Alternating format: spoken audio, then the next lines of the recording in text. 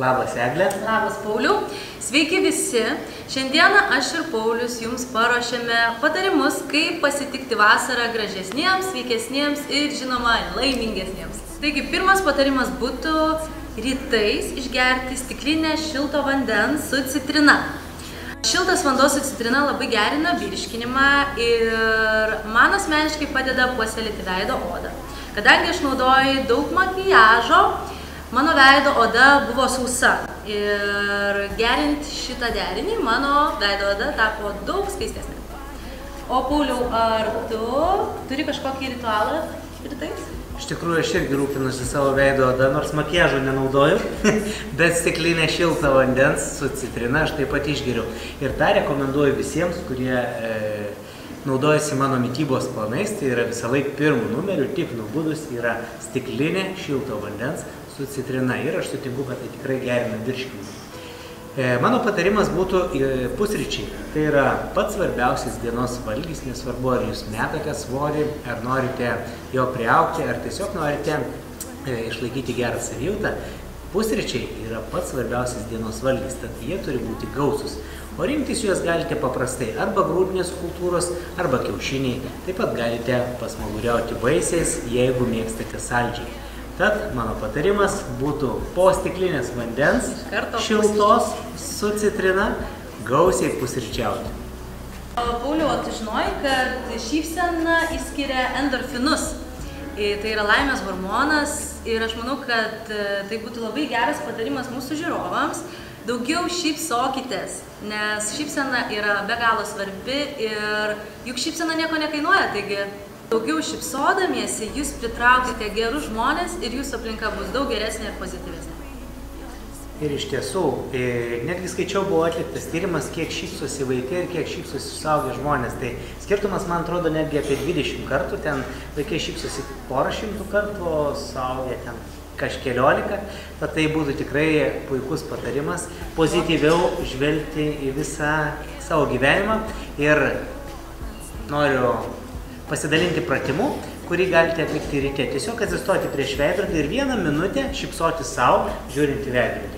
Tad tai būtų tikrai puikus pratimas ir jisai tikrai veikia. Sekantis patarimas būtų vaikščiojimas. Labai sveika yra nužingsniuoti apie 10 000 žingsnių kiekvieną dieną. Jeigu jūs neturite žingsniamačio, galite tiesiog išeiti pasivaikščioti nuo pusvalandžio iki 40 minučių. Jeigu einate pėsčiomis į darbą, tai tuomet iš vis puiku, nereikia atskirai eiti pasivaikščioti kiekvieną dieną. Eglė, ar tu mėgsti vaikščioti? Kai būna geresnis oras, stengiuosi visada išeiti į lauką ir prasieiti. Kadangi šiuo metu dar mašinos nevairuoju, tai stengiuosi mažus atstumus įveikti žingsniuojant.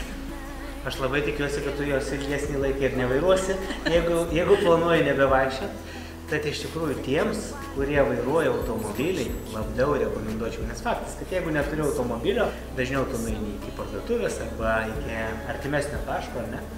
O jeigu jau turi automobilį, aš lygiai taip pat gerai, kad daug sportuoju salėje, tačiau man reikia prisiversti išeiti, jeigu yra, tarkim, prastas oras arba žiemą. Tai faktas, kas mėgsta vaikščioti žiemą, kai yra šalta. Tad vasarą mes visi judame daugiau, o prastu oru arba žiemą mums reikia labiau prisiversti. Bet tiems, kurie turi mažai fizinės veiklos arba nesportuoja ir nieko neužsiema, rekomenduočiau būtent vaikščiojimą ir tai turi trukti pusvalandį 40 minučių per dieną. Ir dar pridursiu, kad tie žmonės, kurie gyvena, sakykime, ar 5-8 aukšte, kad rinktųsi lipti į viršų laiptais, o ne kilti liftu. Nes aš manau, kad tai labai geras būdas sustangrinti užpakaliuką. Sakai tokį patarimą, tai aš manau, kad tu tikrai lipi laiptais. Stengiuosi jo dažniau lipti laiptais. Kelintam aukšte gyveni? 8. 8? O, geras.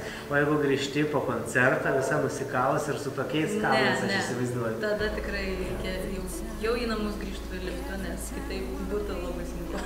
Supratau. Paskutinis mūsų patarimas šiandien – meditacija.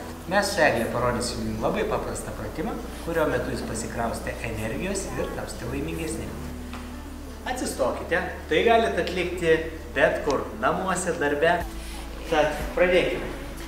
Ir sukame rankas į šalis aplink savo ašį. Visiškai atsipalaiduokite, jeigu rankos daužosi jūsų šonus. Tai yra energijos kaupimo pratimas. Maži vaikai taip daro, kai nori kažko paprašyti. Tai irgi kaupia energiją. Pratimas labai veiksmingas, nieko nereikia įsivaizduoti, tiesiog šypsotis ir būti atsipalaidavus. Taip atlikite porą minučių. Štai tokie patarimai mūsų yra šiandien pasitinkant vasarą. Egle, gal norėtum ką nors palinkėti mūsų žiūrovams? Tai ne tik šypsokitės, bet būkite be galo gražūs ir sveiki. Iki kito karto. Iki.